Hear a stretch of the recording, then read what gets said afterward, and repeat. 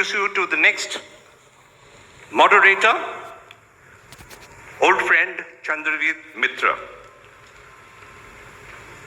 He is an innovations coach, yes or no? You have to take up choice. You can't just say no. Is he an innovations coach? If he's not, then he's not. If he is, yes. I see just 2 hands up. No, I have a request. Those who don't have their hands up, they have to do this. They have to. There are no 2 choices over there. It's either yes or no. I don't know is perfectly okay. All right. He is indeed an innovations coach. He's a certified leadership and transition coach, advisor and mentor for MNCs, family businesses, startups, social enterprises, and a professor of marketing and innovation. What you may not know is that he introduced sports marketing into the curriculum of many business schools. Chandradeep, thanks a lot for doing that. He runs a boutique. This you have to answer clearly. This is how many knows for runs a boutique? I mean, just look at his head, and then you know whether he runs a boutique or not, right? What happened? You're not going to take a decision? You're going to be fence sitters. Great. For all the fence sitters, let's give them a round of applause. For all the fence sitters. A round of applause for the fence sitters. And now a round of applause for those who are not sitting on the fence. So is it a yes or a no? Yes? Yes? No, actually, he doesn't quite run a boutique in that sense, but he does run 2 boutique consultancies. Okay? People Magic and Metaphor Site. Headed regional and Indian operations in global companies. Don't worry, lunch is coming. You'll get some energy after that. Yeah? Yes, yes? Yeah? Okay, yes, that's right. Low Lintas, O&M, and DDB Mudra. Is an engineer MBA from IIM Bangalore. You guys are in the land of quizzing. You should be able to tell the answer from the question. He's an engineer MBA the answer is wrong. He's from IIT Kharagpur and IIM Calcutta. CD, please take over.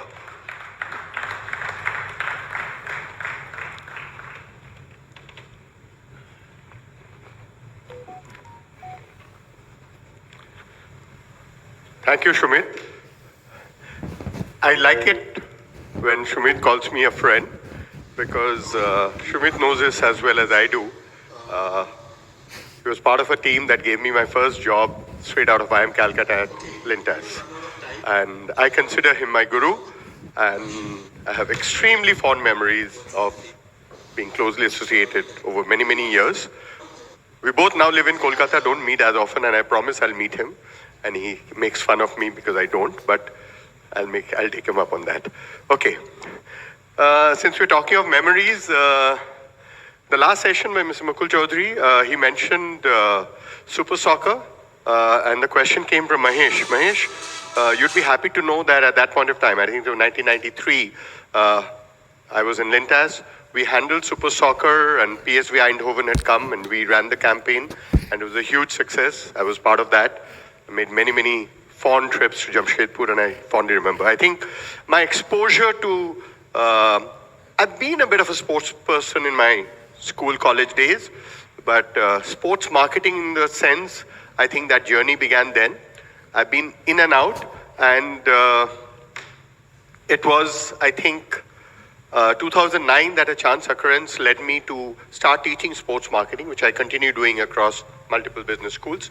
But this session is about some extremely special people, and I'm going to call them one by one for being on the panel today. So let's see. Can we have the... Okay. The first person I'm going to invite is Mr. Aman Khan, Senior VP, Global Vice President, Unilever. The question, and I hope this works because this is Sumit's thing, has over 20 years of experience in building large brands with leading B2B companies. Yes or no?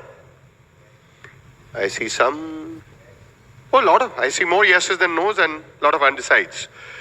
You know, with Sumit, you can be assured there is a trick. Part of the question is right? 20 years, large global companies, all that is right. The trick is in B2B, right?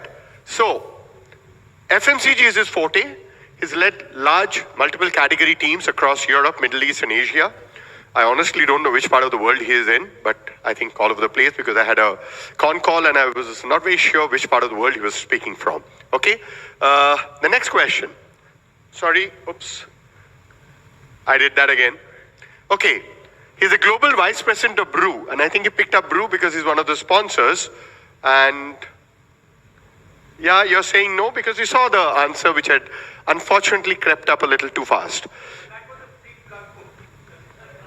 Yeah, thankfully he's from the same company, but he's the global vice president of the functional nutrition business at Unilever. Functional nutrition business sounds big and heavy, it is, but it includes brands like Horlicks and Boost, and that's why he's here. Okay, next question. And of course he's responsible, as I mentioned, for brands like Horlicks and Boost, and we will hear a lot from him about that. And he's passionate about lean innovation. Yes or no? Okay, I see a few yeses. Still a lot of people who are undecided. And the answer is yes. He's passionate about exploring different cultures, yet get to spend time with his family. We wonder how. I need to learn a trick or two from him. Okay, so with those words, Mr. Khan, may I request you to come? Come. Pleasure to have you here, sir. Okay. Our next guest is a very interesting person, and I think my conversation was very interesting, briefly, okay? So the answer to spend time with his family, yes. Over lunch, you'll tell me how you manage that, yeah? Okay. Our next guest is Moitrey Datta. She's the head of advertising and media planning at Amul, and the questions are as follows. Has been looking after Amul's advertising and media planning for the last 26 years. Yes or no? Some yeses, some no's. Most of you can't make up your mind. Actually, her background is very interesting. And I was absolutely fascinated when I heard her background because while she does look after advertising and media planning now, she's actually a dairy specialist, right? So for the last 12 years, she's been doing that, but she's been with Amul for 26 years and initially looked after new product development, research, quality assurance, before moving on to marketing and brand management. So she's pretty much done everything that Amul does. And I think the core strength of Amul is a great product, and that's something that she has helped develop, right? Okay, the next question is, she concentrates on ATL on multiple Amul brands, yes or no? No. I see one no. I see a few yeses. So she has many BTL successes too. So she looks after advertising, media planning, brand management. So it's all of ATL and BTL. And I'm sure we'll hear both ATL and BTL stories from her very soon. Okay. Notably, Amul Food Festival, Amul Teach and Treat campaign, very interesting BTL campaign that she's run. Okay. Help pull off a coup in cricket sponsorship. Yes or no? Amul cricket sponsorship help. So I can see Mr. Hoon raising a hand. She of course knows something. And I see 2 or 3 more yes. And the answer is yes. Because she helped turn Amul's long-term relationship with Afghanistan into a great sponsorship buy. And I think that was a smart thing. I can see Joy smiling because, I don't know, for what fraction of the media budget, you probably got a much higher degree of visibility by sponsoring Afghanistan. And that's a very, very smart media and marketing move. And we'll hear more about that. Moitrey, may I have you on stage? Pleasure to have you. Thank you. Come, please sit. Okay. So we're going through the rounds with the people who build brands and they use sports as one of the vehicles of building brands. So the next person I'm going to invite is Mr. Urunaba Banerjee, who's the director and the founder of Alliance Broadband. We just had a coffee a couple of minutes back, and I found some of his thoughts very interesting and fascinating, which I look forward to hearing. So here are a couple of questions about him. He's a second generation businessman, yes or no? Yes, no, no, no. Okay, some yeses, some nos. I can't make out which more. He's a completely self-made person. He's a first-generation businessman with what he says are humble beginnings, but I think are absolutely worthwhile. He made broadband internet his passion. Yes or no? Okay. Those of you who are from Kolkata, we know about Alliance Broadband, and I see a lot more yeses than no-nos, so that's understandable. It is yes, because he's considered to be one of the pioneers in the wired internet broadband industry, not just in Bengal, but also in India. And his affable disposition and enduring empathy is hated by his colleagues and compatriots. Yes or no? I see yes. The word is hated. This is the trick that Sumit plays. And I know Sumit's tricks very well because I've known him. The answer is no, because the empathy and the compassion and the affable disposition part is yes, and I can vouch for it because I just had coffee with him. Hated, that is no, right? So that's exactly the reason why I find him inspiring. And he's managed to charm a lot of people. One of them recently has been Mohan Bagan Club. So we will learn more about that. Okay. We've been talking a lot about football, and I think Indian football has been through a really topsy-turvy roller coaster ride in the last 1 month. If you haven't read about it, you've been living under a rock. And a person who's been part of that whole story is Mr. Sunanda Dhar, the Deputy Secretary General of AIFF. So here are some questions about him. Has had a smooth run throughout his time at AIFF, yes or no? Yeah. So Joy is playing his game now. Okay, so as I said, if you've been reading the newspaper and what India went through with FIFA recently, the answer is no. Many troubled times, and this wasn't the only one. But he must be an amazingly cool person to manage with a steady hand all of this, right? So specifically, and at least in my living memory, probably the first time that India was actually debarred for 11 days by FIFA. And that was the time he played a crucial role in bringing India back into the, football global ecosystem. So he always found a way back to get Indian football back on track. And then we are all thankful for him for having done that. Has had 12 years of sports management experience, yes or no? I think people are switching. This is not fair. You can't change clubs. We've just heard in sports, once you become loyal, you have to stick to it. People are doing this and this. So the answer is no.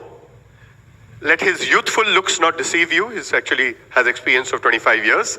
Yeah? Okay. But he joined AIFF 12 years back. And he's the AIFF I-League CEO. Yes or no? Yes? Yes? Yes? Okay. So the answer is yes. Okay. So, Mr. Sunanda Dhar.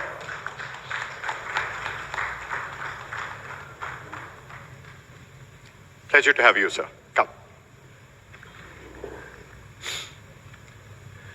Okay, the next person is definitely the youngest person in this panel.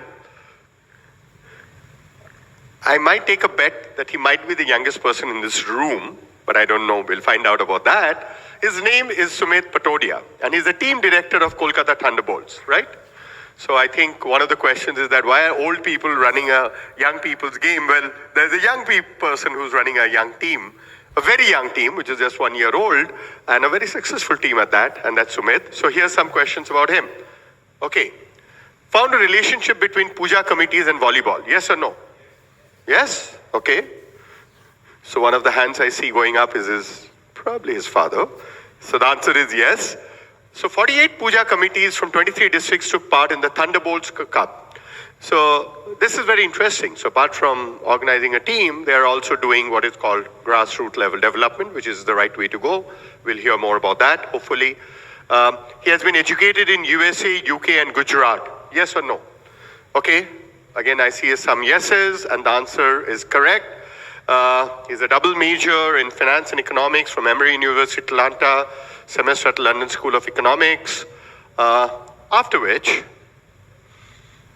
kind of my rival, but he did his MBA recently from Ahmedabad. And that's who he is. Sumit, come up.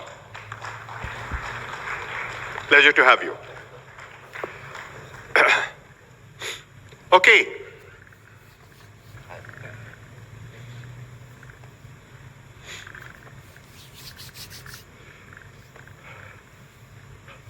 So let's get going, and hopefully we will manage time. Hopefully we'll have time for last 5 minutes of questions answered from the audience. Mr. Khan, may we begin with you? Okay, so there are many people here who've been with sports, with the exception of Sumit. He's just too young. I'll keep teasing him, no worry. But for the longest time that I can remember, specifically the brand Boost has been associated with sport. So I just want to know, where did it really start, and how did it start, and how has this continued association helped the brand? So thank you, Chandradeep. So Boost it was basically launched in '75, but the association actually of Boost with sports started in '85. Right after the Cricket World Cup victory, and the first person we signed on at that stage was Kapil Dev. He was flushed from the '83 World Cup victory, and we signed him up. And I think the iconic line that Kapil Dev kind of it's kind of etched in everyone's memories: "Boost is the secret of my energy." And if you look at Boost as a brand, some of the morning speakers talked about how you can make strategic partnerships, and instead of taking a tactical view, you can be more strategic about it. Boost is actually all about energy and stamina. So sports is almost the torture test of energy and stamina, right? So that was a very natural sort of an affiliation for us, and we've never looked back. We've been associated with cricketing legends ever since then. Okay. So you've taken iconic cricketers, and of course cricket was very popular and coming post '83 World Cup, very, very understandable. But what's interesting, I think with a few exceptions like maybe a Zakir Hussain with Taj, your associations have been very long. Now we see a lot of celebrity endorsements which kind of come and go, last for a couple of years and then move on to someone else. You seem to have stuck on to relatively few endorsers and back them. While they've been through their own ups and downs, Boost has continued with them. So what's the secret of that? Okay, so I think the answer lies in the purpose of Boost, and the way we articulate it is that the purpose of Boost is to fuel the potential, the potential that every child has of cricketing and sporting greatness. And Kapil Dev was only the start, and after that we signed on Tendulkar in 1990, and then of course Dhoni and Sehwag, and of course Virat now. I think the key thing is that as a brand, we've kind of associated with these icons, and it gives us tremendous cut through and top of mind events. Because if you think sport in India, sport equals cricket, and if you think cricket, the biggest names in cricket give you immediate recognition. So the reason we persisted is that it is so close to what the brand is. The brand is all about, energy and stamina. And over the years, associating with these people who've gone on to become legends on the global stage, we've managed to build memory structures, and that is priceless for marketeers, to have memory structures, of sporting victories, of stamina. So the moment you see, that celebrity, you immediately associate it with stamina and with energy, and it saves you a lot of money that you would have to otherwise invest in traditional marketing activities. So, the memory structure takes you to a shortcut. It telegraphically sort of connotes energy and stamina. That's the reason we've stuck with top-notch cricketers. Good. You use a word, and I find it very interesting, memory structure, because I teach marketing. So, and you use how it created a shortcut in people's mind. So I'm sure you would have done enough studies and research to see how the brand benefited and how the associations. One of the challenges of these popular sports people is that a lot of brands use them in their own way, and sometimes we have something called the vampire video, where you remember the ad or you remember the celebrity, but you don't remember the brand. Boost has been able to cut out of that. So how do you do that, and what has been the strategy, and what's been the research findings of how you managed to keep that alive? Yeah, I think that's a great question. And, I think the fact that everything we do is about energy and stamina, the whole brand exudes that energy. And the way we've managed to not have the celebrity larger than the brand. In fact, when we sign up these cricketers, then they're all legends in their own right. We actually went in early. So if you remember in 1990, Tendulkar would have been, 17, 18. We signed him up, right? Now we are at a stage where when we approach cricketers, we sort of spot the up and coming, and they want to be part of this league of, cricketing greats in the country who have been part of Boost's legacy. And I think to go back to your question very pointedly, initially it was about the celebrities being a source of inspiration and motivation for children because, like I said, the purpose of the brand is to really fuel, the potential for sporting greatness in every child. And the celeb is absolutely intrinsic to that because the celeb brings a lot of inspiration and motivation for children to persevere. And stamina is really what helps them to prevail, right? So we've had a subtle shift over the years to from inspiring children, like Kapil Dev was inspiring children with his stamina. If you remember the initial ads in 1985, and he's kind of jogging up Rajpath, and you've got India Gate in the background, and he says, Boost is the secret of my energy. Now we've moved to empowering kids. So Virat and Dhoni are actually inspiring and empowering the young kids. So the kids say, together with the legend, they say, Boost is the secret of our energy. So you are empowering them. You are not just inspiring them. So now it's about the child's stamina. It's not about Kapil Dev's stamina or Virat's stamina. Okay. So that's how we make sure that the brand is front and center, and the sort of larger than life aura of these cricketing personalities does not vampire the brand. I don't know if that answers your question. Yes, it does. I have a couple of more questions. I'm going to circle back to you. I want to. So Maitri, I noticed the question that you asked from the audience about the fit of the brand and what the brand is all about and sport. Now, clearly, Boost is one, but Amul is clearly a brand. But Amul does a lot of very interesting things when it comes to marketing and advertising.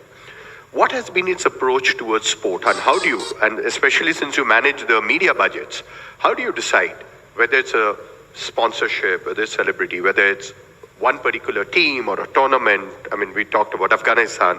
How do you decide what is the best kind of investment and ROI, and how do you figure that out? Okay. Let me tell you, see, Amul is a 75-year-old brand. So we continuously attempt to stay relevant, contemporary.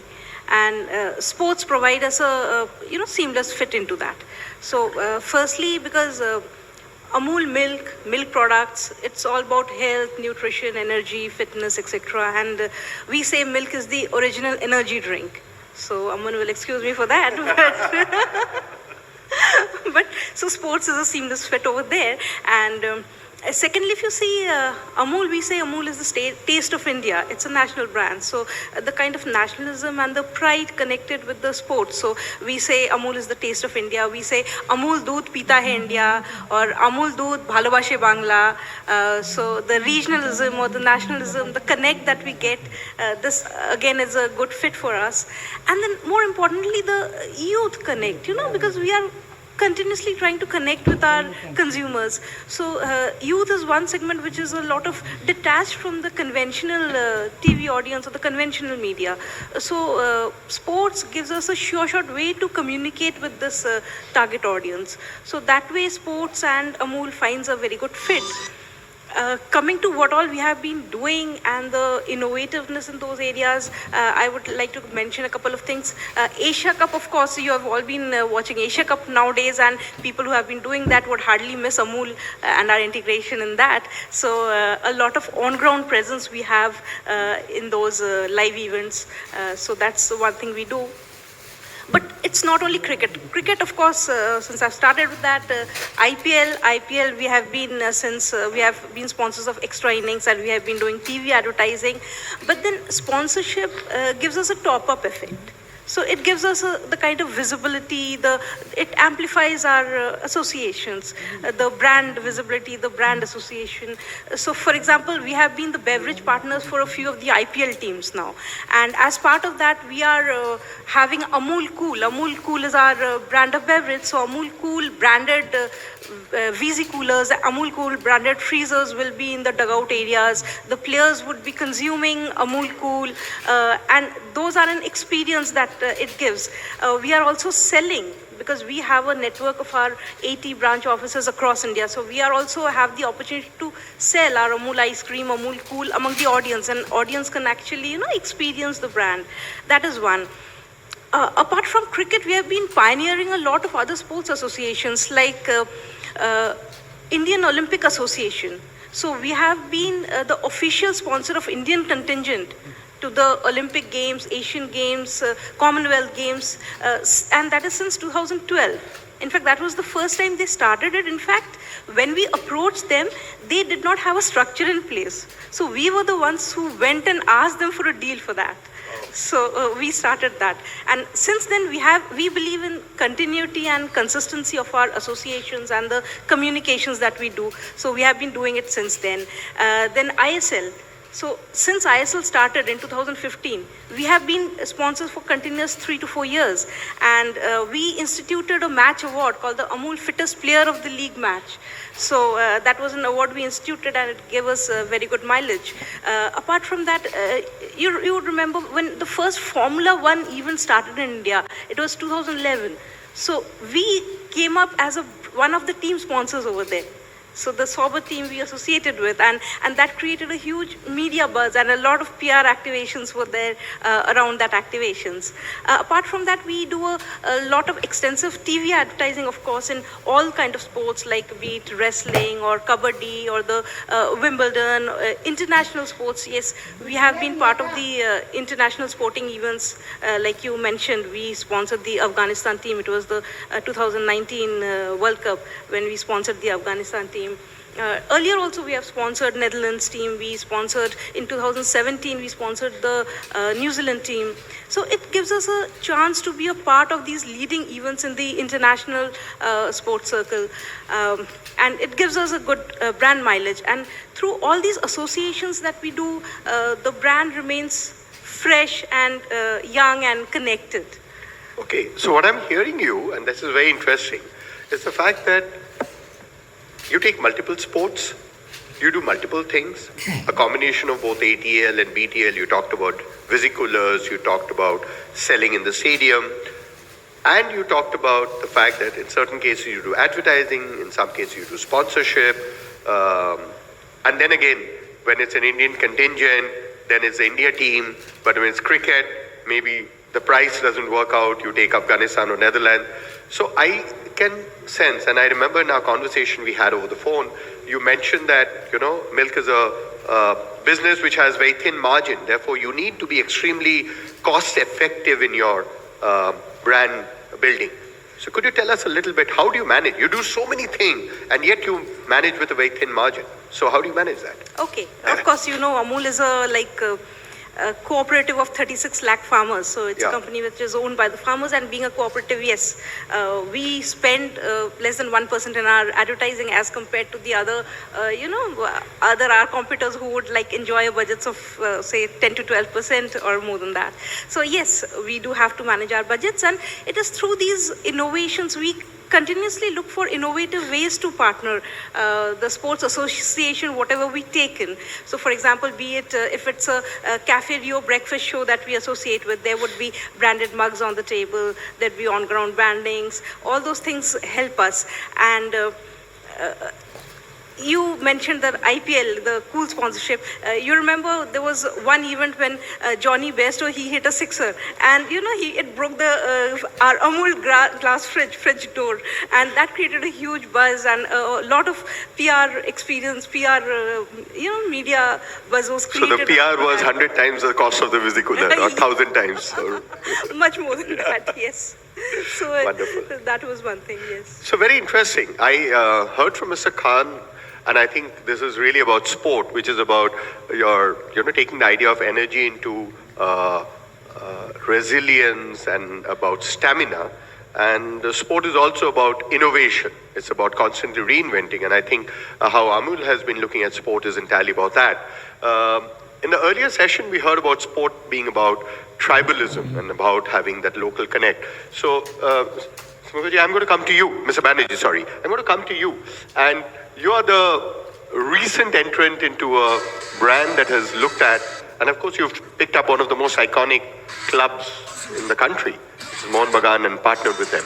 So where did the idea come from? Was it initiated by them? Was it initiated by you? Why are you doing it? And what's the plan ahead? Well, so first to answer the question, I have to give you a bit of background. Like Alliance Broadband essentially is a product of this soil, right, from West Bengal. And if you remember, like when I was growing up, say in the 70s, 80s, etc., football was like, it was to be worshipped. The footballers and football as a game is to be worshipped in Bengal. There was this extreme, fanatism, like about football. In fact, on the D-Day, I will not mention the names of the teams. On the D-Day, I would say that the entire Bengali race, the entire Bengali caste is to get divided, split between two groups. Absolutely, right? So that was the time when I grew up, and my colleagues, they were also of the same time. So football has been a passion with Bengalis, with the soul of Bengal, always. And so when later when our company started developing, growing a bit, compared to all the stalwarts that are sitting on this stage, we are nothing. We are microscopic even, not even that. But we thought of getting associated with some sports, because sports is somewhere there in the DNA of this state, right? Everybody, I cannot think of a person who is not interested or enthusiastic about some kind of sports. So anyway, so it happened. So we were thinking, there was an approach, and the marriage happened in a very small way though. But yes, that is a beginning. And now we have been thinking of also, getting into the grassroots level. Obviously, it is not possible for us like a Tata Football Academy, but we are trying, we are thinking, we are contemplating, we have kind of thinking of somehow going to the grassroots level, doing some development work there within our limited means. And that endeavor has already started. We have got, we are in talks with another football club who are in the Premier Division, but not as big names as ATK Mohun Bagan or others. But yes, the process has started, I can tell you that much.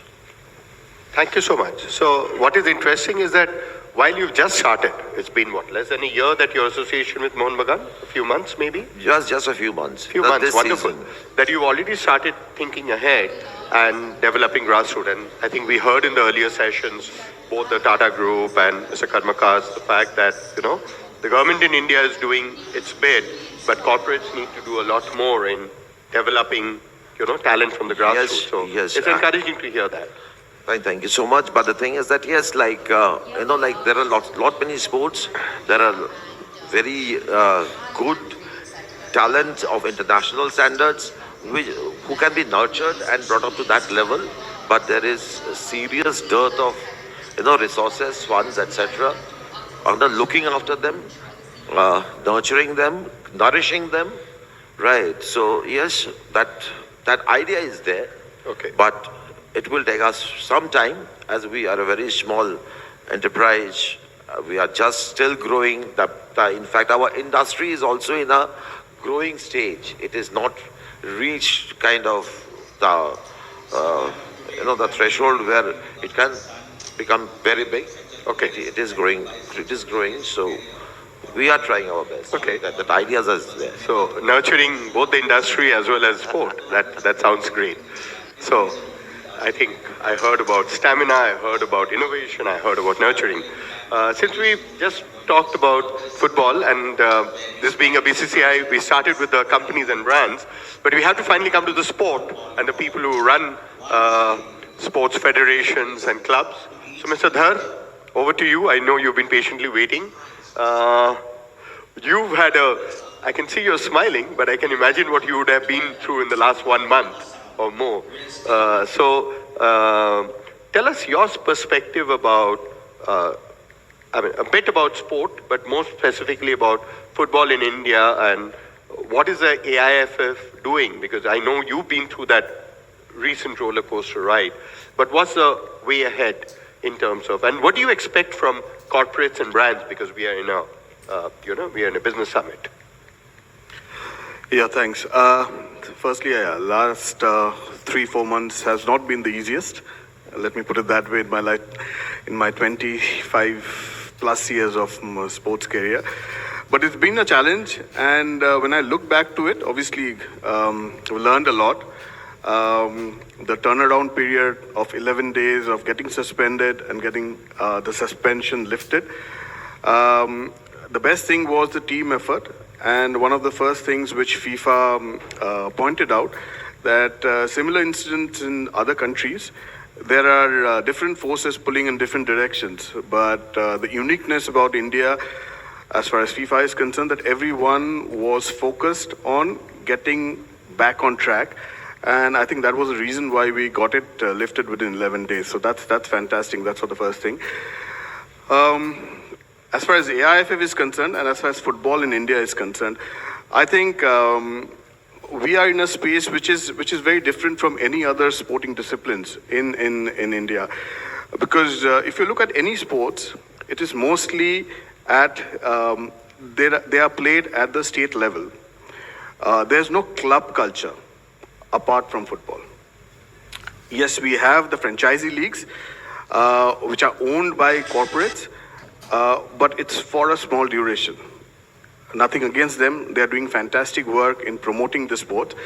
But football is at the club level, specifically world over. It's run at the clubs.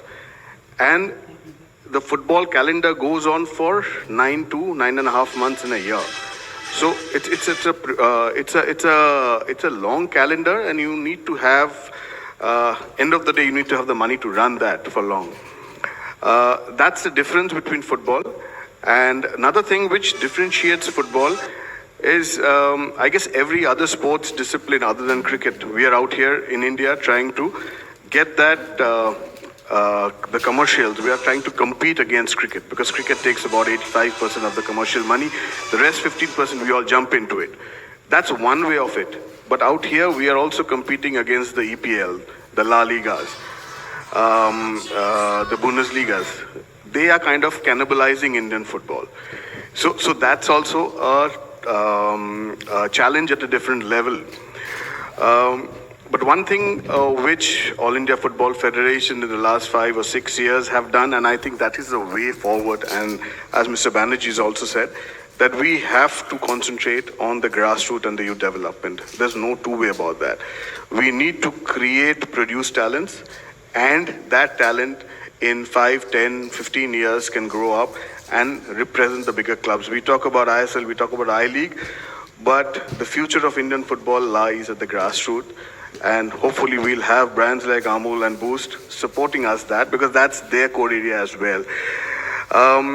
One of the things we've tried to do, and since we are talking about brands and getting corporates associated, we at the Apex level, that is at All India Football Federation, we have got a commercial tie-up and with Reliance. And we have restrictions in bringing in other brands at the top level. But we have had huge corporate presence in football. They're pumping in a lot of money, not only Reliance, we're talking about Tatas, JSWs. And it's not cheap to run football clubs in India. So they are pumping in huge amount of money. But as I said, we need to go down to the grassroots. And what we have tried to do is to empower our state associations. We have tried to decentralize the model. Each state association can run their own league, youth leagues, so they get to play more matches. The aim is to have at least 40 to 45 matches a year, starting from the age group of 13 and going up. So we have the under 13 leagues, under 15 leagues, under 18 leagues. and they play at the regional level, the maximum number of matches where the distance, the time taken, and the money investment level is less. And then the best teams qualify, and where AIFF comes in. That gives opportunity for the states to look for local sponsors. And we are not talking about the Tatas or the JSWs or the Reliance, but for example, the leagues in, say, West Bengal is sponsored by Educational Institute. The league in Kerala is sponsored by a spice company. The league in Manipur, Mizoram, is sponsored by a real estate company which is just based there.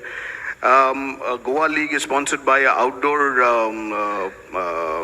advertising company. These are local brands sponsoring local leagues, and we need these local brands. I guess what Mr. Banerjee also pointed out, we need the local brands to support the local clubs, the local academies. And if we can get that, our youth leagues on an average, and I'm talking about pre-COVID times, because unfortunately for the last 2 years, because of the COVID, we couldn't have the youth leagues.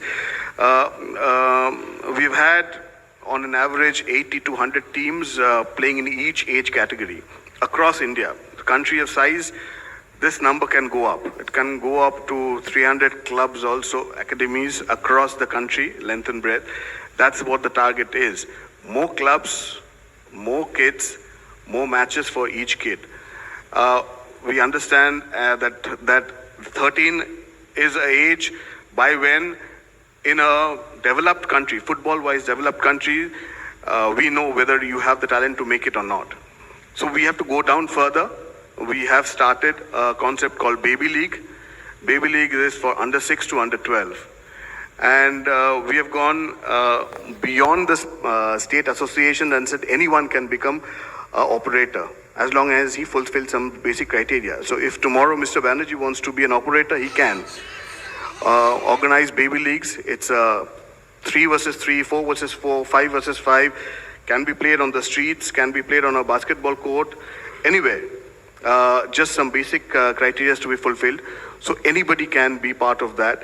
And in the 2 years before the pandemic, we have had 35,000 kids playing baby leagues across length and breadth of India.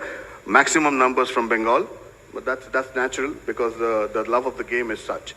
So yes, obviously we have the Mohun Bagans and East Bengals, but I think end of the day, the future lies with the baby leagues and the youth leagues. Okay, so I've heard, or I've taken away 2 or 3 very interesting things. One is you're saying you're encouraging the broad basing where you have state-wise leagues and federations having their own tournaments. You're talking about the idea of baby leagues. The good idea of local marketers and sponsors coming and supporting the local leagues or the local teams. All of this is very good. But you also mentioned about, talent needing to be spotted and nurtured by the age of pre-13 or whatever. Now, that is also about talent spotting. It's about right coaching. It's about having enough academies. And that is where a few companies who have, because there's no marketing ROI there, it's more the CSR kind of investment. So what's the way forward? I mean, in Europe, you have clubs who have their own academies or whatever. So in India, I mean, as AIFF or as an overall ecosystem, how do we get more young children to play? I remember Joy had once spoken about the whole purpose of under 17 being brought to India was to, groom the younger talent. But that was a one-off. I mean, how do we make that a continuous process? See, the football culture worldwide is that every football team needs to have youth teams in their fold. And we all know it's easier and cheaper to produce players than buy players. Initial investment are there, but it's much easier because football players in India gets hugely paid. I think they get much more money than even a Ranji Trophy. And I don't consider IPL as a domestic tournament. So let's keep IPL out. But if you compare, say, ISL, I-League with a Ranji Trophy, football players get way more money than that. So, and they're spending so much money buying players because they're not investing enough in producing the players. The trend has started. It takes time to identify, groom, nurture players. So that'll take about 8 to 10 years. And as I said, the younger you catch them and help them grow. That's what it is. We have what we call, I don't want to get into technicalities, but we've got a concept called club licensing criteria, which is done by FIFA. So each club playing at the top level, whether it's an ISL club or the I-League club, needs to fulfill certain basic criteria. And one of the basic criteria which they have to fulfill is they have to have youth teams, under 13, under 15, under 18. Also, they need to run the baby leagues. So we have made that mandatory. We have made that mandatory for the teams to participate. Plus, we know there are a lot of academies in India who run football for the love of the game. So we make those academies play against the Mohun Bagans or the East Bengals at the youth level. Because maybe they won't be having a senior, but at the youth level they can be competitive. And if they can sell one youth player to a Mohun Bagan and earn money, that money can be invested back into the game. That is what is happening, the player compensation. That is what we are doing. One more thing which we are trying to change the mindset. In India, when we were growing up, it was about participation, not about winning. But what we are trying to put in the baby leagues, starting from under 6, is that it's good to participate, but you have to win to participate. You have the will to win. So that killer instinct has to start from 6-year-old. And I think that was missing in the Indian DNA. We are trying to change that. That it's not only about participation. You have to also try and win it for your team. So that's what we are trying to do. And I'm sure more and more participation and the brands getting associated with it will get to our desired result. You talked about our Under-17 World Cup, which we hosted in 2017, and it was tremendously successful. Joy was part of that. We are hosting the Under-17 Women's World Cup in a month's time. So these are development activities from FIFA. FIFA recognizes that, and hosting these World Cups, it's not only about the infrastructure development that's happening all over India. We have FIFA level playing stadiums and practice facilities at least 8 to 9 cities in India now. But it's also about the focus, the world attention on India, the spotlights on India, and which brings and obviously gives an opportunity for the Indian kids to play in the World Cup. Unfortunately, we haven't qualified on merit, but since we are hosting it, it gives us a chance to play and know where we stand. Okay, I'm going to come back to you. Let's now move to Sumit. So again, you're the team director of a brand new volleyball team.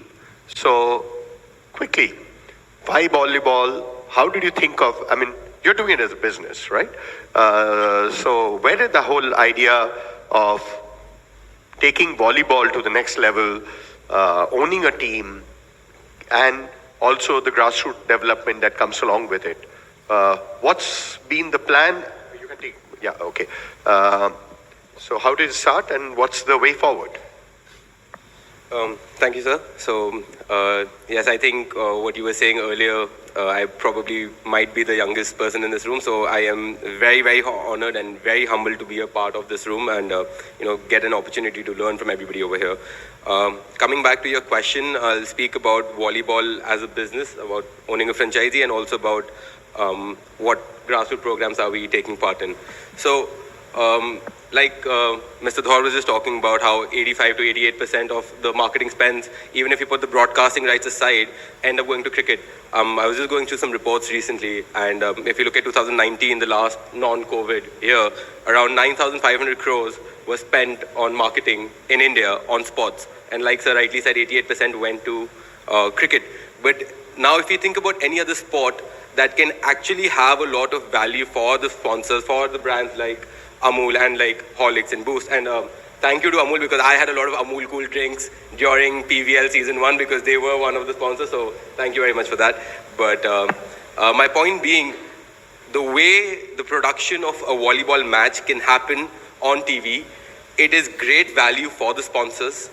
because it's a static court, it's a non-contact sport, so the camera is not moving all the time.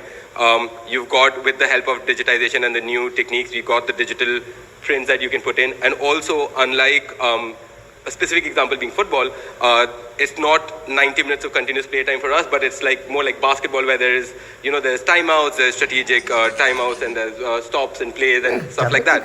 So there are so many opportunities that sponsors and FMCG companies or any other brands that want to get associated with the sport, or even brands that want to grow the sport, can get involved in a sport like volleyball and really make a huge return on their investment.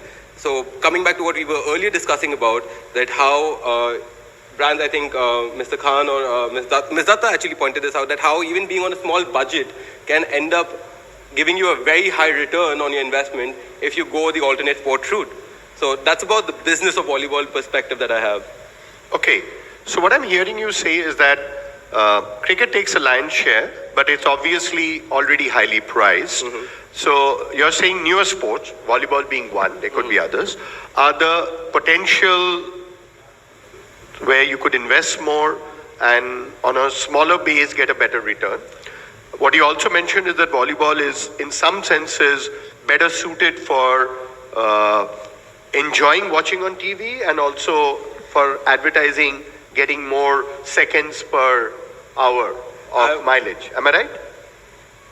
That's a very tricky question. I'm not going to fall prey to that. I'm not going to fall food for the cat. I'm not saying it is better to watch than any other sport. I bleed blue. I love my Virat Kohli and I love my Rohit Sharma, and I'm a huge football fanatic as well. What I'm saying is that cricket, while it rightly deserves the space that it has, all I'm trying to say is that there are other sports for companies to explore as well, which might, given the small base like you rightly mentioned, end up giving a better ratio. Also, there's a twofold perspective over here that I would like to submit. First, volleyball is not a new sport. The sport's been around for 75 years. If you look at the data, it is genuinely the second most popular team sport played in the world. So there is a huge community that this sport does cater to. The problem is that it's just not evolved as much as cricket, because, we did not win the Volleyball World Cup in '83. If we had, probably volleyball would also be at a level as cricket. The other thing that I'm trying to say is that there are certain sports which have not developed even as much as volleyball, because there's not a huge community that had access to the infrastructure. Like Mr. Karmakar in the morning said, shooting infrastructure other than the events and the fairs that we go to have not been available. So the community that even indulges or that plays that sport is smaller. So there's a twofold approach over here that I'm trying to make, is that one, there are other sports like the hockeys, the kho-kho, kabaddi, volleyball, which have been around, which is played by a huge community. And then, like what the Tatas are investing in their alternate sports centers, that there are a lot of sports which are not that explored by the majority of the country. So those are also sports worth exploring for our next generation. Okay, so what I'm hearing you say is that there is space. I mean, we are a very large, close to 1.4 billion people. And in most developed nations, there are at least 4 or 5 sports that make serious amount of money, have corporate sponsorship, have a lot of viewership. So there is space in India for other sports, and I'm sure everyone will try. So will football, so will volleyball. And at least 4 or 5, maybe more, should sponsor. The other thing that I heard you say is that volleyball's been around and it doesn't need so much of infrastructure. So it's relatively easy to set up and play, at least at a grassroots level. Right. So we honestly, at this point, although I've just been around for the last 8-9 months, what I've realized, my eureka moment is we're looking at a chicken and egg story, right? Because I think what Ms. Datta asked in the morning in one of the sessions, like you pointed out, will we start investing in a sport after we achieve something internationally? And the question to that is yes, because the way the narrative goes is that when we perform internationally, a great that tribal culture, the tribalism mentality amongst in all our heads, it starts kicking in, and there's a better fan following, better for the brands to invest in, and then the sport can go. So it's a chicken and egg story. What comes first? And that is where corporates such as us, Kolkata Sports Ventures, or even the government, or corporates such as the Tatas, they come in, because they try to intervene and they try to make that jump into that circle, that vicious circle of what is going to come first. So that's why the grassroots programs are so important, which we recently did with the Thunderbolts Cup. So, we reached out to, like you mentioned in my introduction, we reached out to every district there is in Bengal to try and find players. And you will be surprised, we did. We found volleyball players everywhere in every corner of the state. And that is what the realization from this first project really was, that, this is not a sport that I'll have to teach from the scratch to all the players, because all of us in this room also, I'm pretty sure most of us have played volleyball at some point or the other. Just this morning, I met a gentleman who used to be the captain of his volleyball team, and he's now with us. He's sitting right there with us. So, it's just something which is latently there. That association is there with volleyball. It's just like not at the forefront. So if we start, like Mr. Dhor also correctly said, if we start nurturing at the grassroots, one, you're creating a pipeline for the players. So you need to have your, that's exactly what even Kolkata Thunderbolts is doing. That, we're creating a minor team, a junior team. So, there's going to be one between the ages of 12 and 16 with even a smaller ball. So, the big volleyball does not hurt their veins or their muscles with the kind of velocity that it travels. Then once they've gotten the technique, they maybe move on to the second stage. So we've already got those in the pipeline. We are announcing those as well. Okay, so I'm hearing three interesting things. One is the overall corporatization, and I don't mean it in a bad way, bringing in a more professional approach to the whole area of volleyball and managing a team. Second is nurturing, and I found it very encouraging. I know Cricket Australia did that when they had shorter pitches and all that, which is more age-appropriate games that helps nurture talent. And in a way, you're tapping into an existing reservoir of talent or memories that already exist with volleyball, and you're trying to do that. So that's very interesting. I'm going to come back to you because we're going to run out of time. So I'm going to have one second round of questions for all of you and maybe some concluding remarks. So Mr. Khan, let's start with you. You mentioned when you first picked up Tendulkar, 1999 or whatever. I think one of the things that Boost has done and your company's done is very early find the right talent to pick up, because again, it's somewhere which is the brand proposition of stamina and picking up the right players who are not only inspirational but who kind of last a whole generation. So how does spotting talent at that early time, because there are, at that point of time, if you remember, there were the Vinod Kamblis, there were others also in the world. I mean, how do you get to pick up the right talent and bet on the right horse early on? No, so I'm not going to take credit for that because this was long before my time. But I guess the point is that if you're very clear on what your brand stands for, and you're, together with your agency teams, you're forever scouting the landscape on who best typifies or, sort of personifies your brand's persona, then it's easy to, to take a punt on sort of, up and coming stars. And, we've had these discussions. Briefly in the past, we also dabbled in badminton and tennis and even soccer. And then we, invariably have discussions on, is cricket super saturated? Should we start looking beyond cricket, etc.? And, we come back to this thing of, okay, it's the first principle of marketing. Look, I'm just getting to how we pick up talent is we put all our energies on cricket because, the scene is this. Cricket is huge right now, right? I mean, if you look at in terms of per match valuation, it's only, our IPL league is only the second in the world after NFL. NFL's valuation per match is about $17 million. IPL is about 13 million, well ahead of the English Premier League. English Premier League is about 11. So we are the second biggest league in the world. So it's big. It's going to become bigger. And, this is the question that we keep asking ourselves, saying, has cricket saturated? And when we compare the statistics for, let's say, versus an English Premier League, where viewership is about 40% of the UK population watches the, EPL, versus 15% for the IPL. So the numbers are staggering because we are a large country, right? So it's about 229 million viewers, but it's 15%. So as marketers, we say, okay, there's a lot of runway and headroom for growth. And so we just zero in on cricket and we say, okay, who are now the up and coming stars who really sort of personify the brand, and there is a really good fit with the energy codes that we bring and the stamina codes we bring. And because of that laser sharp focus, we are now even looking at pivoting to supporting women's cricket, because we are saying we're on cricket. We are going to build that as a muscle memory with Boost, because for a marketer that's pure gold, building memory structures. And you know this better than I mean, I don't have to tell you this because you teach this stuff. And so we're saying part of building muscle memory is also to stay on one thing, and then that gives you that laser sharp focus to then scout and pick up who best personifies your brand's persona and sort of get that link. And now we're looking at women's cricket and supporting women's cricket as a pivot, because see, part of our purpose is to obviously to fuel this the inherent sort of potential for sporting greatness in every child, but we are also about being the ally of the underdog. Everyone loves the underdog, the guy who comes from behind, the little guy who comes and sort of plays the big boys game and wins. And so the whole battle, the underdog is a rebel who basically wages war against prejudice, against stereotype, against unfairness. And the brand is the person's ally. And of course, the sporting icons like Kohli and all come in as coaches and mentors and help that kid overcome the odds, impossible odds, with stamina as their weapon.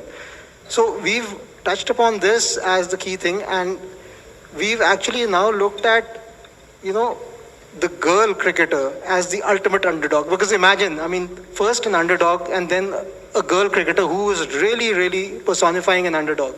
And therefore we sort of tied up with people like Pooja Bishnoi, for example, she's actually a sports person. She's not she's an athlete. She's not a cricketer. But we took a punt and said, this is the story we want to tell, because we also want to be progressive as a brand, right? We want to say, we want to be more inclusive. We want to unstereotype the notion of sports and of cricket. Ki ye ladke ladkiyon ka khel hai ki, is it about the fact that this is a boys' game or is it a game for everyone? So I guess that's to answer your question on how do we scout around and pick up the right talent at the right time, because of our laser sharp focus on who best typifies the brand. Okay, so what I'm taking away from what you just said is three things, very interesting. And every one of you has a different strategy and each one works, so that's amazing. You talked about laser sharp focus. You talked about, cricket has a huge runway, it's still very popular, and not just cricket, within cricket, spotting the right talent, and you're not looking at other things, you're looking at getting the right celebrities and sticking with them for a long time. And you also talked to the word of person and personality, of making sure there's a personality match that would be aspirational, that young kids would look up to. And the last thing that you talked about, which I know also fits in with the Unilever's new unstereotype kind of thing, is the fact that, also create women role models.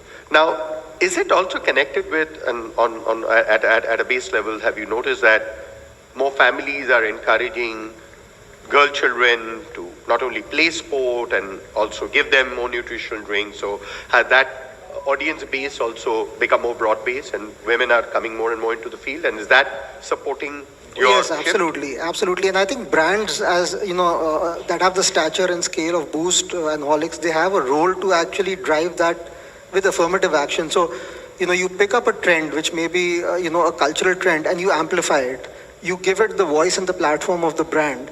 So Pooja is actually an ordinary girl from a small village in Rajasthan, but we give her that platform and she becomes the poster child for every girl cricketer or every girl sports person who's aspiring to play the bigger game with the big boys, So that's I guess one of the roles, that brands have that have the stature as Boost. Good. So memory structures, laser sharp focus, unstereotyping, and creating not just men but also women's role models. Thank you so much.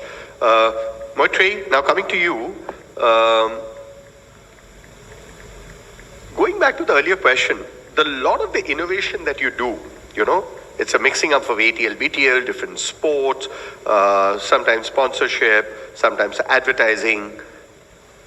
what's the method in the madness? Because there's so many things you're doing, and you're doing it with relatively lesser A to S ratio that you can as a cooperative afford. So how do you allocate budgets? How do you decide? Because at any given point of time, because you're doing so many things, there are so many more options that you can possibly choose from. How do you choose the right ones?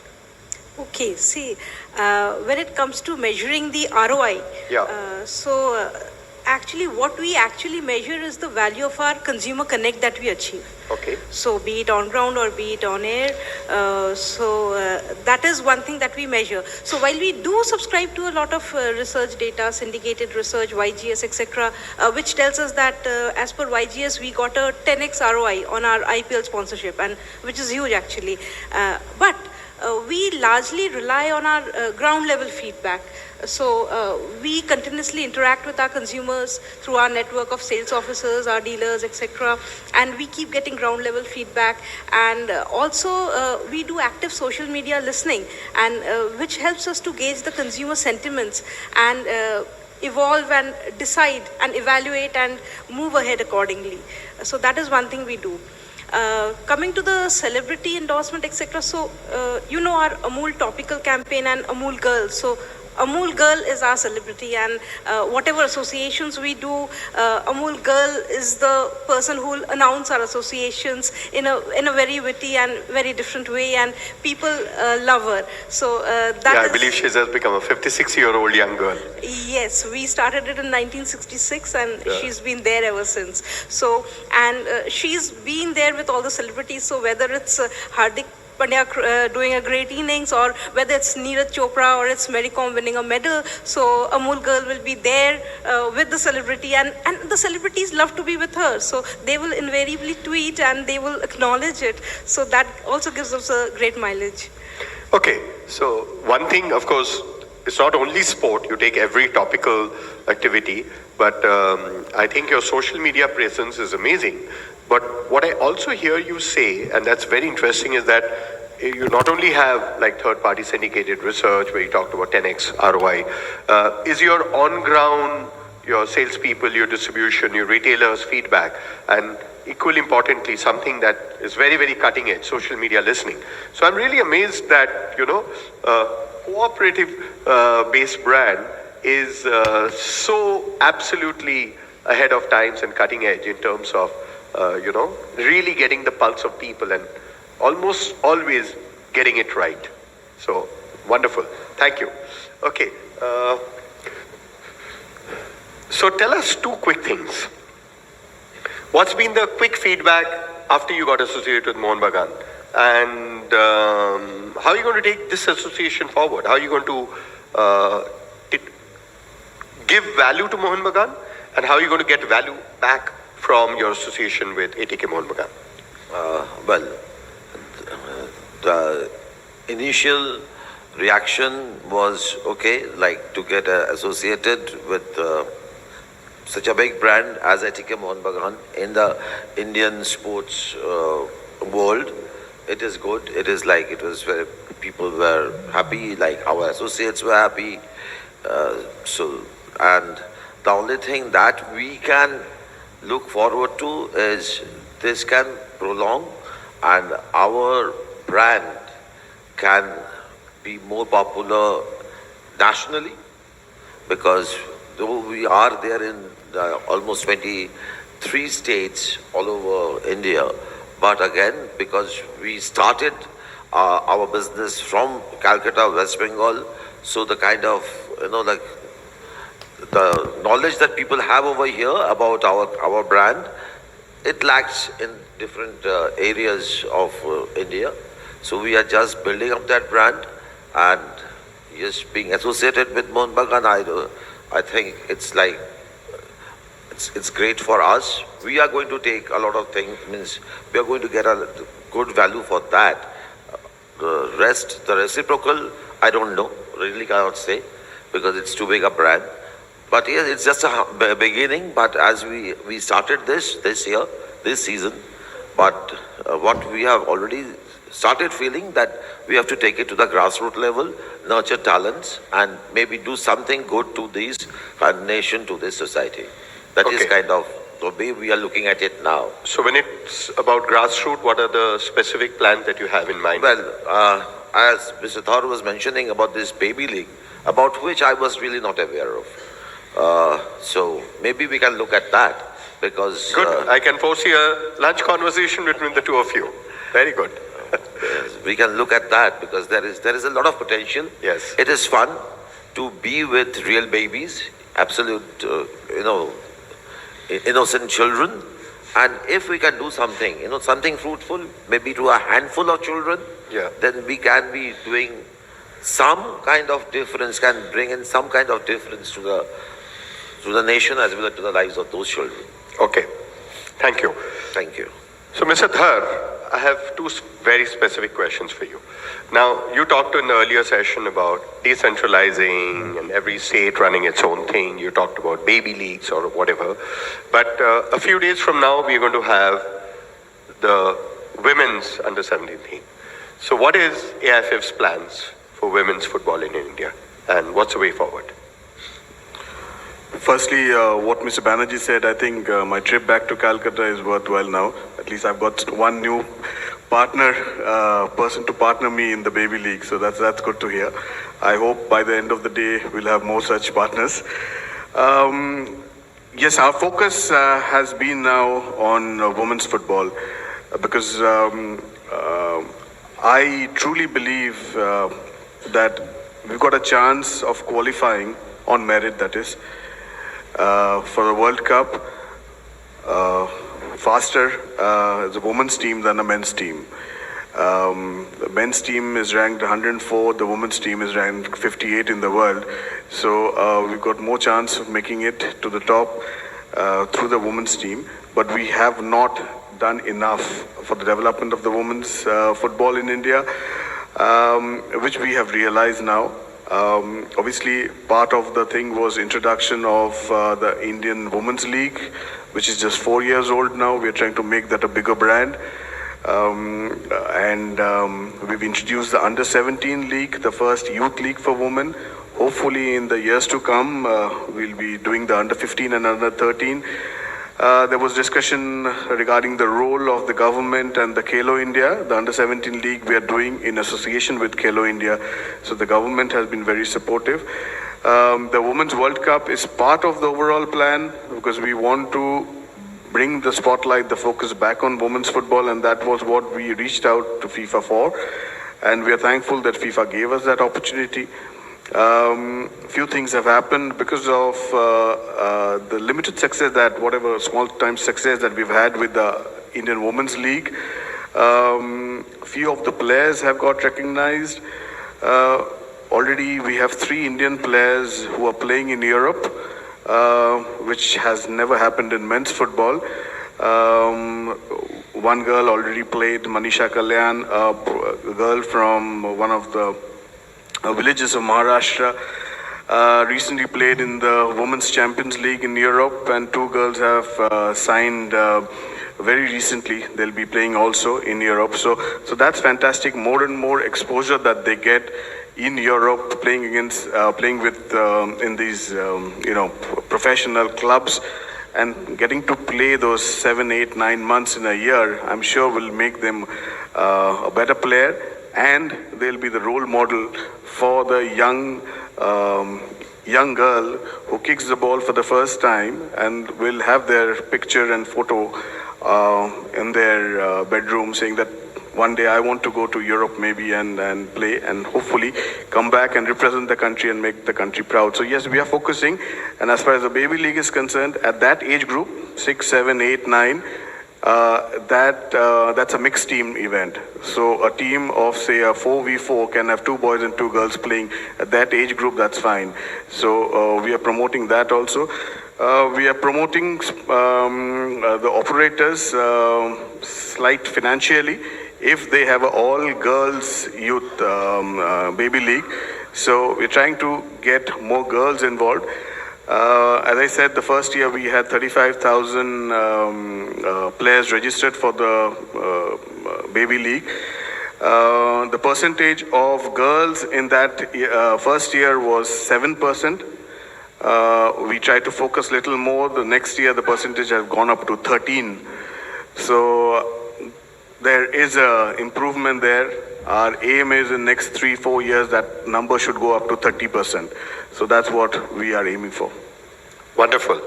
So I really look forward, and hopefully we will remember the day that the Indian women's team enters FIFA World Cup before the men's team, right?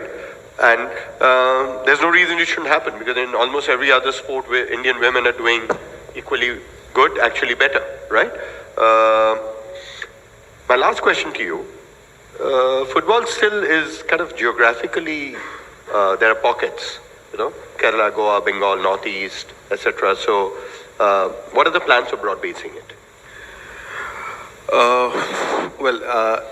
8 or 9 years back, or maybe about when I joined AIFF 12 years back, we had the National Football League with 14 clubs. Those 14 clubs came from 4 distinct states. Bengal, Goa, Maharashtra, specifically these 3. So one of the first things which we worked on was to try and expand the geographies. At the moment, if you look at the ISL, the I-League, the second division, we've got about 35, 36 clubs playing.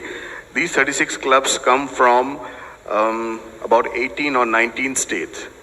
So from 4 to 19 has been a journey which has taken us about 10 years.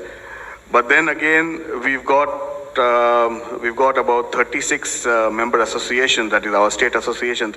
So we have touched about 50%. So other 50% still remains, where we need to have presence in the national level. So we are trying to focus, and as I said, we are trying to empower the state associations to do their leagues and make the teams stronger, so those teams can come and play at the central. So is there a secret sauce, magic formula? Like Kashmir has been a revelation, 20 years back, 10 years back, knowing Kashmir would have such a vibrant football culture was, at least for me, unthinkable. And look at where they are. So where did that come from? It was fantastic. Means the matches in Kashmir, the I-League matches in Kashmir has been a revelation. And I think that is one area where everyone's been united. Means I think the government has tried with hands to unite the people of Kashmir, and they have not been that successful, but football has. And that's the power of sports. Yes. I've seen matches in Kashmir. I've seen Kashmir versus Mohun Bagan match, and it's full stadium, very disciplined crowd, Mohun Bagan winning the match, and everyone giving them a standing ovation. So it's goosebumps when you go there and have a match in Kashmir. So sports has that power, and I think that's the best way to unite the country or a state. Okay, thank you. Okay, we're going to run out of time. Sumit, you talked about grassroots. Tell me quickly 2 things that you have in mind. So before I answer that, and I will answer that before the timer goes to 0, I do have some submissions to make to each of the people who are with me on this panel. I'll start with Mr. Dhar, who spoke last. I really appreciate what you guys are talking about women's football as well, because we have something similar in mind for women's volleyball as well. Yes. Partly answers your question. We are planning the Thunderbolts Cup for women as well, and the monsoon's very uncertain right now, but we want to do it within September itself, or right after the puja. You said it on stage. We will quote you. You can quote me on that. Okay. My second submission would be to Mr. Banerjee. Sir, one thing I really got inspired by from you was the sentiment of that you're a man of the soil of Bengal, and I'm a huge fan of that sentiment. And coincidentally, we believe in the same sentiment as well, which is why our slogan is Khel Be Bangla, Jeet Be Bangla. And when I say this, I don't mean it only for volleyball, but I mean it for every sport that Bengal competes in. My third submission would be to Ms. Moitri Datta, that, kudos to Amul for getting a ratio of 1:10 in their investment in the IPL, because if I remember my data correctly, the IPL average is around 1:6. So, it's only a company as innovative as Amul that takes out a better ratio. But also, fun fact is that the PVL ratio, as Joyce is sitting right there, ranges between 1:15 or it goes up to 1:40 as well. So, it might not be the worst idea. And the last submission would be to Mr. Khan. Sir, boost is the secret of my energy, but I promise you nobody is taller, stronger, or sharper than volleyball players. And that answers all my questions for this. Okay, your time is up. By the way, are you standing for elections? Strongly considering. Okay. Strongly considering. Okay. we have 1.5 minutes left, and we'd be extremely unfair if we had a panel like this and we didn't get at least a few questions from the audience. So I'm going to ignore Sumit, and I'm going to look for at least 2 or 3 questions. Panel discussion, then you have 5 minutes more. Okay, then we have 5 minutes more? Yeah. Wow, we managed on time. Wonderful. So I'm going to ask each of you, and we'll start with you, Mr. Khan, again. Or maybe we'll go the reverse order. Yeah? Why not? Yeah? So you get your chance now. And you better stick to 30 seconds. 30%. Yeah? Parting thoughts and something. I mean, I think we've all heard each other, and I think we've probably triggered some thoughts.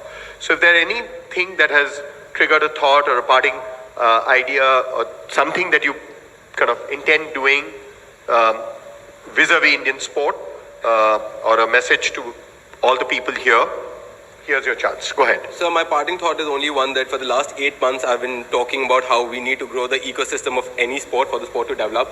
All the stakeholders have to come together. So a huge kudos to the Bengal Chamber of Commerce and Industry and their marketing committee that has put together this organization, because this is the first time I'm getting an opportunity of actually interacting with all of the stakeholders in one place together. So it just opens up my perspective, and I hope I contribute to everybody else's perspective as well. Good. Now I'm sure you're standing for elections. Okay. I'm sorry. Okay, Mr. Dhar. Well, firstly, thanks to Bengal Chamber for inviting me here. Always gives a opportunity to interact with people who also love sports at various levels. So I would love that, as I said, sports has got this unique attribute of bringing the nation together, bringing everyone together. And this is the best investment for a fit India and to move forward. And hopefully we'll be able to spend little more money on other sports rather than cricket. Okay. Mr. Banerjee. Yeah, taking the cue from Mr. Dhar, as you know, we have just started taking baby steps. Yes, football it is, and not cricket for us right at this moment. And we really thank Bengal Chamber of Commerce, the marketing division, for giving us this opportunity to be here in this august company amongst everybody. And we really thank this organization, these people to give us this opportunity. Thank you so much. And you're going to discuss baby leagues with him over lunch? Absolutely. Yes? I am Okay. not letting him go without that. Okay. Moitrey, what ahead for, you're doing already crazily interesting, amazing things. Without revealing any secrets, are there some more interesting innovations that you have in mind as association with sport? Parting thoughts, I would just like to thank, firstly, this was my first time with Bcci, and thank you for inviting me and giving me this opportunity. The morning sessions, it was great learning session for me, listening to Joy sir and Sundar sir, and great panelists. Thank you so much for this opportunity. And sports, as you all know, there's a great unifying element about it which brings the nation together, and so is Amul, the taste of India. Thank you. Okay. Thank you so much. Mr. First Khan. of all, thank you so much, Chandradeep, for having us here and for asking all these incisive questions. And thank you to the Bengal Chamber of Commerce for organizing this event. Just 2 quick parting thoughts from my side. One is, when you go about figuring out, how do you do your associations as a business, as a sports body, dig deep to understand what you really want to achieve from that, association. So really dig deep into, as a sport, what you're seeking to achieve, and as a brand, what you're seeking to achieve. And then obviously, the answers will come more easily to you. And I think the second thing is, let's all sort of work towards making sports more inclusive. And I say that with a dose of humility. Inclusiveness is not just about making sports more accessible to girls, but it's also about making sports more accessible to people who are differently abled, people who may be from neglected sort of ethnicities, etc.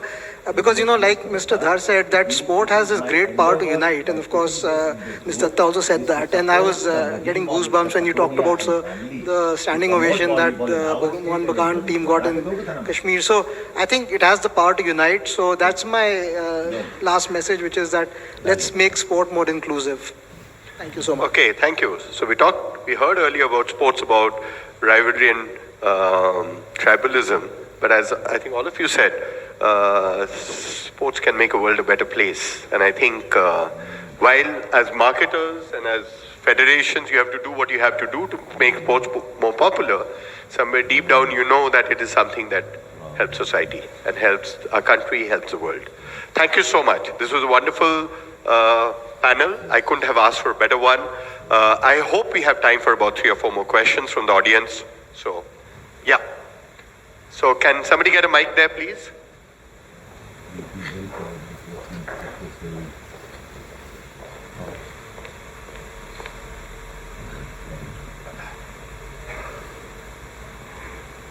Thank you. I'm Navarun Sen from Century Ply and from Bengal Chamber. My question is to Mr. Dhar. See, as a federation, you are very good administrators. Maybe you're putting the entire administration mechanism into place in terms of reaching the grassroots, things like that. But particularly football carries a bit of chip on your shoulder because worldwide you're so popular, not so much in India. So I think that's a baggage to carry. Having said that, as a federation, what have been your efforts to monetize the sport or bring value to your associates? For example, you're talking about grassroots and corporates can come in, but why should they come in and what are the values you're trying to create? If you can give some perspective, because from administration you've actually got to become very good marketers. So what's the federation doing about it? Firstly, I wouldn't want to agree with you that it's not popular in India. I think it's one of the most popular sports in India. 10 days back, I was in Calcutta watching the Derby. We had 70,000 people watching it in Salt Lake. It was one of the worst derbies that I've seen in last 12 years. But I'm sure the next derby on 29th October will still again have 70,000 people coming for that. So it's at that level, it's I think the most popular sports at the domestic level. As far as marketing is concerned, I think when Joy and Sundar were speaking earlier in the morning, I think Joy made this comment saying that I think 95% of the clubs, or if more, worldwide don't make money, other than 1 or 2 like Arsenal. So football is a business, and if you're talking about from the club side, they don't make money. It's about investment into the game and staying and the value that they get by being part of the ecosystem. And I'm sure out here when we have owners like say Mr. Goenka of ATK Mohun Bagan, or very recently Imami buying into East Bengal, they haven't really invested into the game to make money.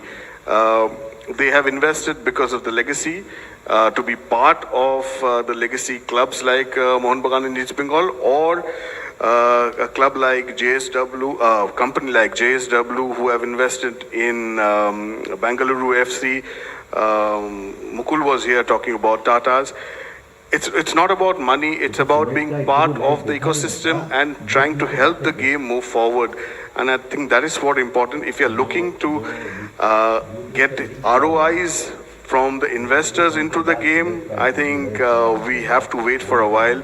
I don't see that happening in the near future, but we would need corporates like the JSWs, like the Tatas, like the CSCs and the Imamis to invest into the game, because they know how huge the game is and the benefits that they get out of the game. Okay, thank you. Next question. I can see a couple of hands there and one there. Whoever reaches the mic first. I'm sorry, I'm not holding the mic. So maybe Hello. you can reach the other mic to that side. Yeah, go ahead. Hi, my name is Amit Paul. I head the brand and marketing for a East-based brand called Rolex Ice Creams. Thank you so much for a very insightful session. My question is to Ms. Datta basically. So this was our first year of association with a sports brand. We were official partner for KKR. And to be honest, we did get a lot of benefit in terms of rubber factor being associated with a big brand like KKR. And we chose out of some of the sentiments which Mr. Banerjee spoke about. We are also a very homegrown brand, Rolex, coming from Kolkata. So we chose KKR in spite of getting some good ROI factor that we got from some new brands which came in IPL as such. My question to Ms. Datta was that when you chose Afghanistan as a sponsor, what are the points which actually made it to be critical for you to choose Afghanistan as an official sponsor? Amul being a very taste of India kind of a theme that we have been following, that's how the saliency of the brand has been.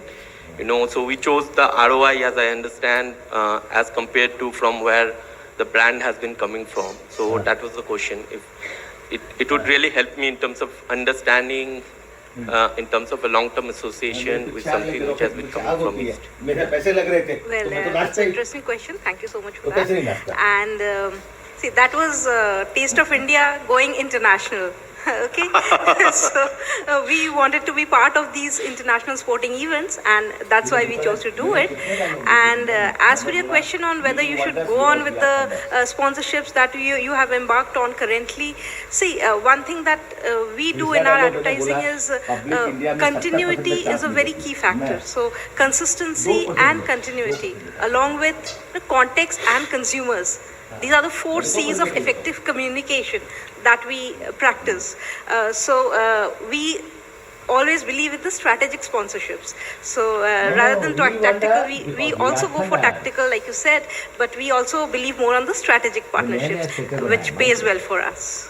And while I was researching the quiz questions, I found that Amul has actually had a long relationship with Khan Abdul Ghaffar Khan and has a relationship with Afghanistan for a very long time. The reason I'm intervening is that lunch is in... Yeah, so I know there have been few hands. One second. We have an opportunity. The opportunity is lunch. So if you're smart, none of these people I'm going to do a yes. You're going to catch them outside. I'm going to do a yes/no question. How many of you want more questions? Yes and no. Good, you have a yes. Go. Yeah. Okay, you want to delay lunch? Then we'll have 3 questions quickly. 2 or 3. Okay, so Mike, yeah, you already have a mic. Yeah, I have the mic. A quick question. All of you mentioned going to grassroots, catching people young. What recommendation you would give to the schools or education system to encourage sports at the early students? Please direct your question at one person. Otherwise, I will allow it to go to Mr. Dhar. I think that will be the most appropriate. I think it's an interesting question, and that's where we are also focusing. In fact, we've had meetings with the sports ministry, and through the sports ministry with the education ministry, we're trying to introduce the baby leagues into schools, because that's a perfect model. When we talk about under 6, that is class 1, and under 12 goes up to class 6, and every class has got sections A, B, C. So to make section A versus B, B versus C, C versus D, that's the easiest model, and you don't need big grounds. Though schools have grounds, but you don't need big grounds to play these baby leagues. So yes, we are trying to reach out to schools. We are working with, whenever FIFA have events in a country, there were legacy programs. One of the legacy programs that we are introducing this year with the Under-17 World Cup is football for schools. So we are targeting schools, distributing balls and kits, and trying to give certain trainings to the PT teachers, so that a PT teacher teaches everything from cricket to football to hockey, basketball, volleyball, everything. So we are trying to give them some basic knowledge about football, giving them some equipments, and reaching out to as many schools as possible. So that's what we are trying to do now. Great, thank you. Okay, I know you've been waiting for a while. Hi everyone, it's been a great session. This is Vineet Bhandari, one of the co-owners of Kolkata Thunderbolts. Question is in twofold. One, trying to counter what Mr. Dhar said, which exactly does not really encourage a lot more corporates come into the sport, the business of sport. As you said, you'll have to wait few more years to try and get some ROI or look at a business in that. Whereas we think, being a very young team into a new sport which is not as famous as football. Football is one of the most famous sports after cricket in India and globally. Whereas we think that, if you plan and strategize well, you can make money even if it is small money over a 3 to 5 year period. even from a 2x2 or a 4x4 football session, or even a children's platform that you said. We're trying to do similar stuff, investing money into volleyball, trying to do the same. Under 12, under 16, under 19, trying to do the same. So it was just a counter, not really. Okay, I'm not objecting on that. Question goes towards. So the question goes towards Ms. Datta and Mr. Khan. Both have a very strategic way of investing, because being part of the organization that they are, which are, multinational, global. Mr. Khan is very specific and focused towards cricketers, very focused on the cricket as a game. Again, Ms. Datta is very open, related to business. Again, whether it's Afghanistan, Netherlands, it was all a business deal that was happening. Going global, trying to sell the brand globally. My question is, why only one format? To Mr. Khan, why not look at other sports and try and build stars from them and build it from here? I'm not saying what you did 20 years to 30 years down the line. I'm saying from now on, why not look at newer sports, trying to pick up 1 or 2 stars and build it from there and take it forward?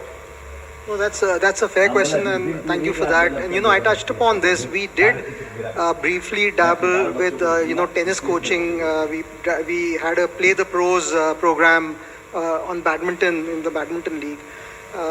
And what we came around to is basically that it is basically going to the first principle of marketing, which is be single-minded, have a focus, and if you get the ROI on cricket, you don't need to go to other sports. Because see, at the end of the day, I do have to justify my return on investment and the kind of cut-through and top-of-mind awareness that I can build up rapidly with cricket. And over the years, we've built muscle memory with cricketers, right? So we were in this long before, this entire format of sport was there. I mean, like 85, we go back 50 years with the association with Kapil Dev. So I think, the point is that why not other formats? Boost, and again, to what I said, saying dig deep into what you want from your brand. And we are all about building excitement for children, right? It's about excitement, it's about energy, it's about stamina.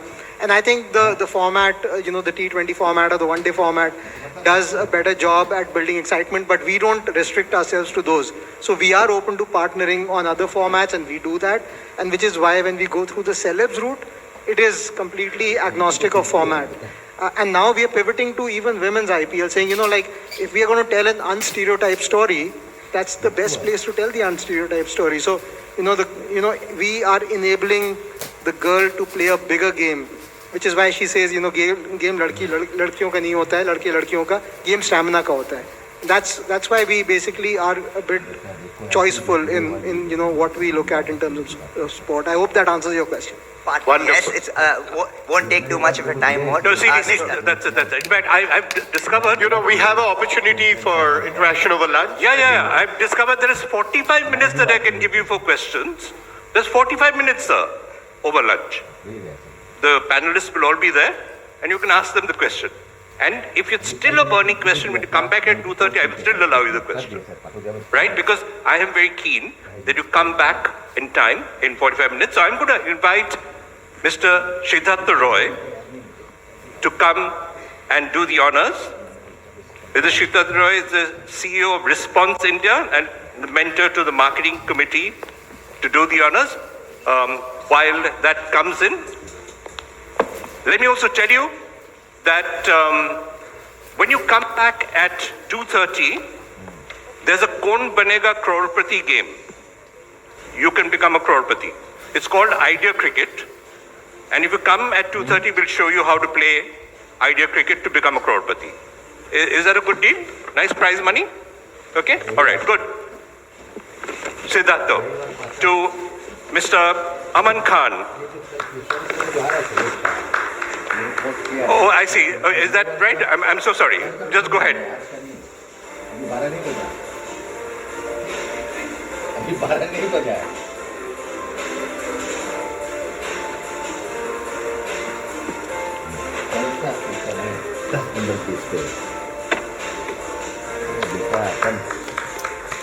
भगवान की दुआ से सब ठीक चल रहा है।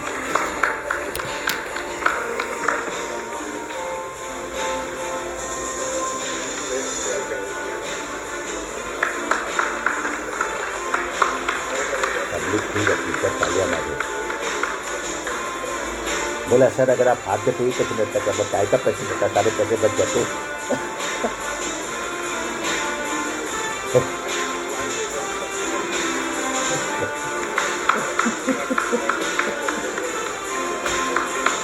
पहले तो साइड में मिला दिया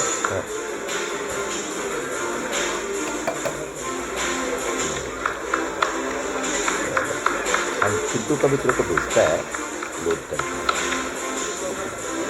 I'm sure you'll agree that BCCI has already put together a dream team and more members of the dream team are going to be speaking in the afternoon. So do come back at 2:30 p.m. Enjoy your lunch. बोलो